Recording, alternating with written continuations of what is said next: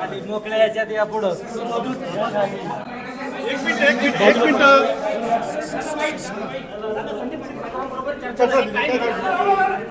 अरे तुम्ही ना इतके वेडे आहात.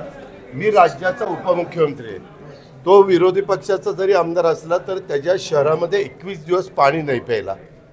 ते सांगायला आला की दादा त्याच्यातनं काहीतरी मार्ग काढा. मी त्या जिल्ह्याचा पालकमंत्री आहे.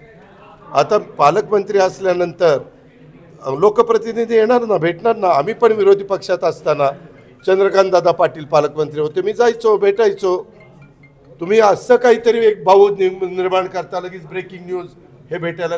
अरे एवढ्या मोठ्या शहराला 21व्या दिवशी पाणी जातं आणि तातडीची गरज म्हणून तो मला शोधायला इथं आला. आणि आम्ही जेवत असताना त्यांनी मला सांगितलं आणि मी तिथं आता फोन केलेला आहे. मार्ग काढायचा प्रयत्न माझा चाललेला आहे.